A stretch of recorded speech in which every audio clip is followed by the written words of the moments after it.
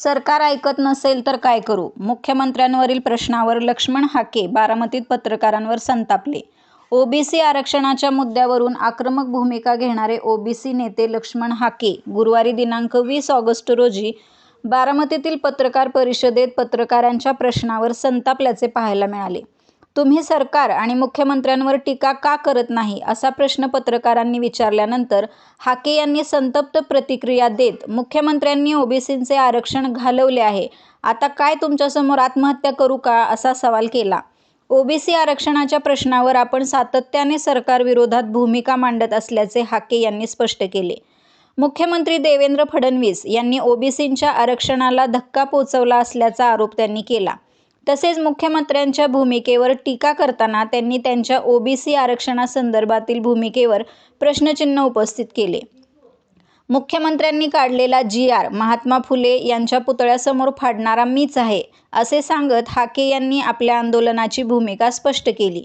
पत्रकारांच्या प्रश्नांना उत्तर देताना तुम्ही कोणता चष्मा घालून आला आहात, काय बोलत आहात, तुमचा अभ्यास वाढवा, अशा शब्दात त्यांनी प्रतिक्रिया दिली. ओबीसींचे आरक्षण संपले. महाराष्ट्रातील ओबीसींचे आरक्षण संपल्याचा दावा करत हाके यांनी ओबीसी समाजाने आपल्या आंदोलनाच्या मागे ठामपणे उभे राहावे, असे आवाहन केले. आगामी 1 सप्टेंबरच्या आंदोलनाचा उल्लेख करत हाके यांनी राज्यातील ओबीसी समाज मोठ्या संख्येने आपल्या मागे उभा राहील, असा दावा केला. 1 सप्टेंबरला ओबीसी माझ्या मागे आले नाहीत तर माझी चळवळ आणि राजकारण बंद करून मी घरात बसेन, असेही त्यांनी स्पष्ट केले. दरम्यान बारामतीतील पत्रकार परिषदेत हाके यांनी खासदार सुप्रिया सुळे यांच्यावरही टीका केली.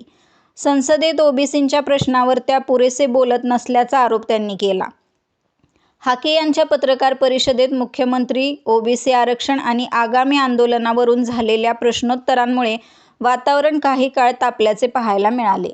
ओबीसीने ओबीसीचं आरक्षण संपलंय म्हणून यावं. कुणी चष्मा घालून काळा इथं आला असेल तर त्यांना माझ्या शुभेच्छा. मुख्यमंत्र्याचा जी.आर.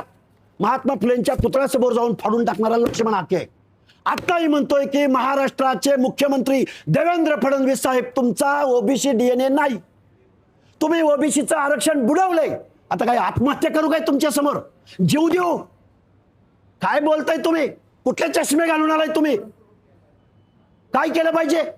सरकारच्या विरोधात बोलत नाही, बोलतोय कोणाच्या विरोधामध्ये? शरद पवारांच्या विरोधामध्ये बोलू?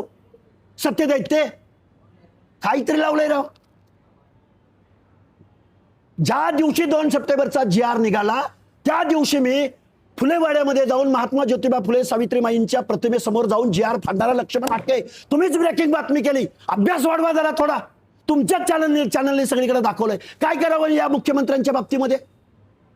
लक्ष्मण हाकेंना हे मी पटवून देतोय, ओबीसीना पटलेलं आहे. 1 सप्टेंबरला ओबीसी येतील आणि जर नाही आले तर लक्ष्मण हाके सामाजिक चळवळ, राजकारण सगळं बंद करेल आणि घरात बसेल.